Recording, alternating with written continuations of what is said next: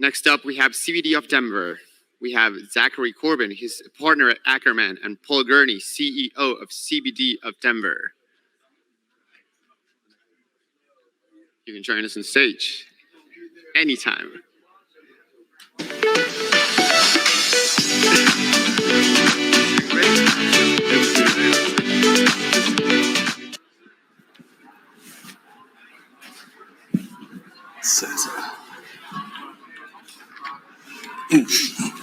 Welcome, everybody. How are you doing? Can everyone hear me? That's good. Well, as Javier said, my name is Zach Kobrin. I'm a partner at Ackerman Law Firm. We're one of the largest national law firms in the United States. We were the first large national firm to have a dedicated cannabis group. We've got partners working across the country with operators, ancillary businesses, national, international deals, part of the stuff we're going to talk about today. I've been working in the cannabis industry for 8 years, been general counsel for 2 publicly traded MSOs, and I'm happy to be here and happy to talk to Paul Gurney from CBD of Denver, who's their new CEO, joined March of 2022, so very recently. Just to give you a little background on Paul and his expertise, Paul has more than 15 years of capital market experience, including over a decade as a managing director at Bank of Montreal's equity desk in London. He led BMO's efforts in the cannabis space in Europe. Prior to being at BMO, he spent 7 or 8 years as a senior salesperson at IBM. He knows the capital markets industry as good, if not better than most, and now he's using his expertise to help lead CBD of Denver to its next phase. So we're really glad to have Paul here today. And I know we're on a limited time, so I'm just going to jump right into it. It's good with you. Sounds good, yeah. Great. So at its core, despite the name, CBD of Denver is primarily a European company. So why don't you talk a little bit for the group, especially the U.S. investors, about the operational structure of the company in the Eurozone and your expansion into Asia. Yeah, so I have to apologize, everyone, because I've lost my voice explaining to everybody that despite having the name CBD of Denver, we have nothing to do with the city of Denver. So for those who approached me and live in Denver, thank you. I don't live there. We are a Zurich-based company, and we trade in hemp flower in Switzerland. It's a wonderful business and jurisdiction in which to do that. There are specific legalities in Switzerland that don't exist the rest of Europe. In particular, you can grow up to 1% THC in CBD versus the rest of Europe, which is 0.2%. So what that's created in Switzerland is a thriving CBD market, which this company's taken advantage of the last 3 years. Little known fact, we're actually the second largest cannabis company by revenue in Europe. You won't hear that anywhere. You won't see that on any slides. Tilray's number 1, not a bad stalking horse. So amazing opportunity, worked at BMO for a number of years and came across this company in Switzerland and this platform really for growing in an exciting market in Europe. A lot of people talk about Europe and the cannabis sector and they're wondering where it's at. Well, it's early days. It's a $700 million combined market versus the US, which is in the tens of billions. But there's growth ahead and things are happening and things are changing. On the medical, on the rec side, things are moving. This week in Switzerland, the government announced the first approval of a recreational pilot that's actually going to allow the provider to sell recreational cannabis to about 400 users. So things are moving in Switzerland. It's a very exciting place to be as cannabis moves from the US eastward. It's a really good point. You touch on the new and emerging side on the cannabis, both THC and the hemp side. Now, do you think because the European countries are, and we were just joking that Europe isn't one country, it's 40 some odd countries, so you've got to deal with a number of issues, but do you think because the European countries are still probably a few years behind the US market when it comes to the legal cannabis market, does that, and your focus going heavy into Europe as well as some of the emerging markets, is that giving you that first mover advantage like you're seeing some of the more successful companies in the US? I think it does. It's an interesting question because the stat we'll always throw out and I'll put in our pitch deck is Europe is 550 million people. It's almost twice the size of the United States. It's a very attractive market, but Europe is also 45 different countries, some of which are in a union, some of which are not. Switzerland's not in the EU, the UK is not in the EU, And every country, even within the country, has different laws and regulations. So it's a pretty complicated picture. The kind of value prop of what we're doing for clients and why we're here is that we can provide an end-to-end solution for any company looking to expand into Europe from a CBD perspective. What we can provide is the CBD, the manufacturing, the marketing, the distribution, the retail, and the know-how, okay? Because all these countries, different languages, different regulations. If you want to tackle Germany, we can help you. If you want to tackle Switzerland, we can help you. You want to tackle France, we can help you. But you can't come with a strategy that says, let's tackle all of Europe, because it will fail. So our goal is to help you be successful and grow together. Yeah, I want to talk a little bit about some of the core issues dealing with the company, but you recently closed your acquisition of Mellow. For those that don't know, why don't you discuss a little bit about the Mellow acquisition and what do you think it's going to do for the current plans for the company?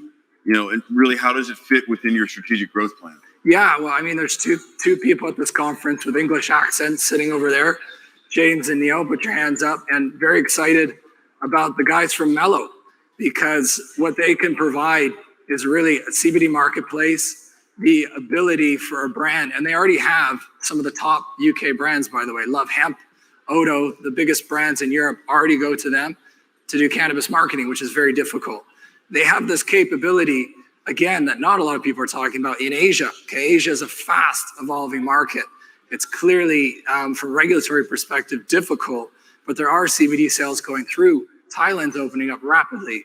So we now have a capability in Hong Kong in particular to distribute, and we also have a retail presence there. These guys are incredible. If you haven't talked to them already, track them down in our booth, and really excited to have them on the team.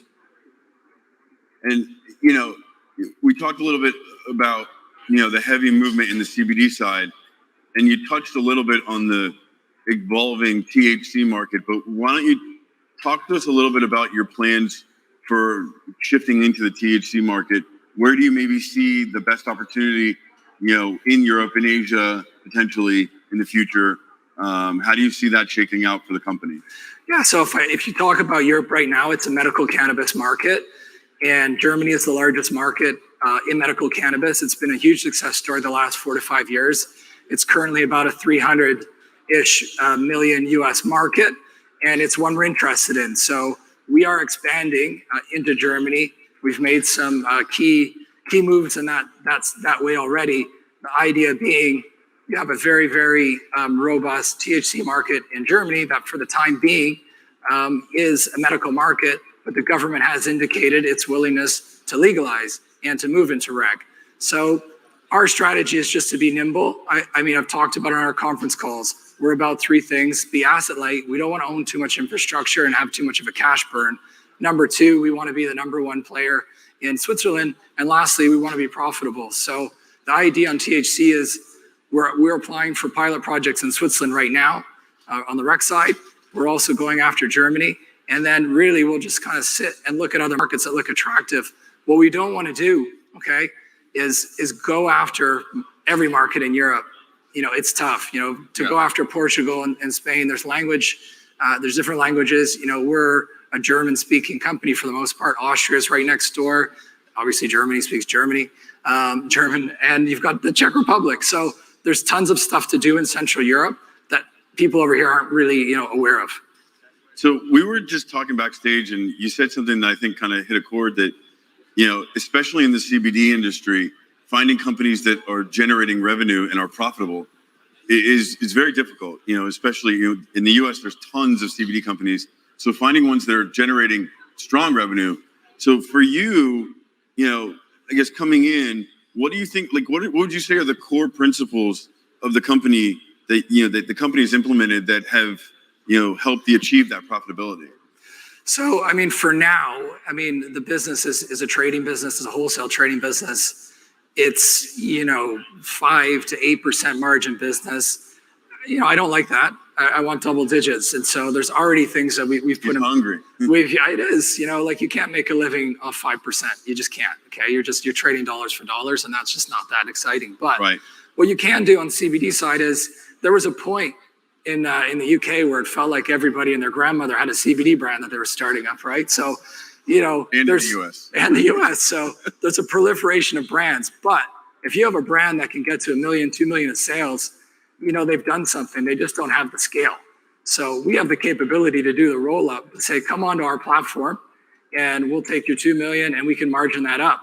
And it's accretive. So that's what we're looking to do. Yeah, you're leading like perfectly, segueing into all my questions. So thank you for that. You talk about the scalability, and one of the things that when we previously kind of talked, that leads to scalability, especially in the CBD industry, especially in an area where you've got 45 countries and large distribution, is the digital marketplace. I know Mello, I think, has kind of played into it a little bit, but I'd love for you to kind of talk about what do you think the impact that you see the digital marketplace having on your company growth and profitability? So when I build out a forecast model for the company and I look, how do we get to 100 million in revenue? Can I do that on a wholesale business? And there's limitations to a wholesale business. It's a physical business. We know a digital business can grow more rapidly and faster, from the Amazons and eBays of the world. We know that. So that was part of adding a piece of technology that says, there's a huge, gap in the market right now because Amazon and eBay and whatever, it's tough to list on there as a CBD brand. You can't advertise through traditional digital methods. Right. So we can provide that. And, I can forecast out a marketplace that can go from a few million in sales to 20 million with some, pretty conservative assumptions. Can I do that in a traditional fixed asset business? It's tough. Right. Okay.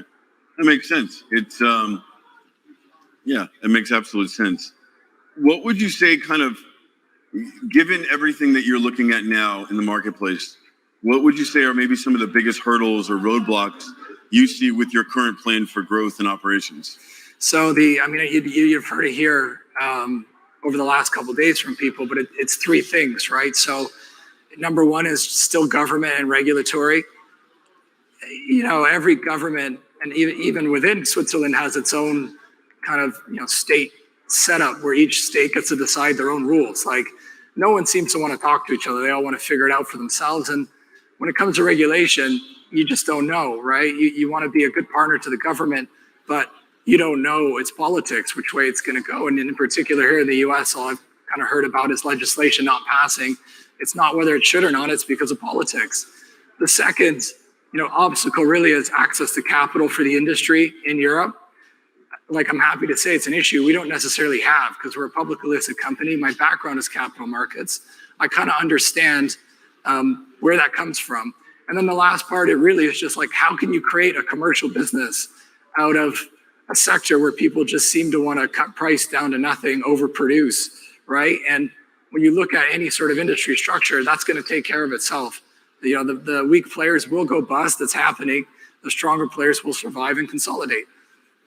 How do you know, you've got a very, to me, I would say it's aggressive, but in a good way, expansion strategy, throughout Europe, but also into Asia. Having done some work in other countries, Central and South America, what I usually tell operators is, you've got to have a rock solid relationship with your in-market partners, whoever your JV is with. And, you've got a very good, strong relationship with your JV partner in China. Yeah. So maybe for those that have never really had the experience of working in, an international company, expanding like that, why don't you talk a little bit, how do you know if you've got the right in-market partner, on that person on the ground? How do you know? So, the reason I love the Mello guys and what they do is, they recognize you can't go to Hong Kong and China as, on your own. You need to have a local partner.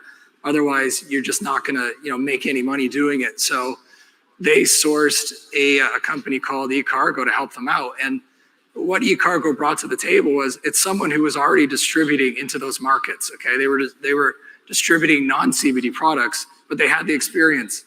So if you set up a win-win structure with someone like that, then it's fantastic. There are other markets. Okay, there's India is a massive market. Would love to look at India, but it has to be a similar situation where can you find a local partner who wants to do it as well? And even within Europe, it's the same thing. You have to tackle it country by country. You need a local partner in Germany, right? Because that's realistically, that's what the government wants in this industry. There's a lot of stigma around it, and they want to know that it's someone they can trust. You know, and I know we're running short on time, so I want to kind of give you the opportunity to maybe talk a little bit about your background and what brought you from years in banking and finance to an international cannabis company. What brought you into the companies? Well, I like most people, had a lot of time during the pandemic to be introspective.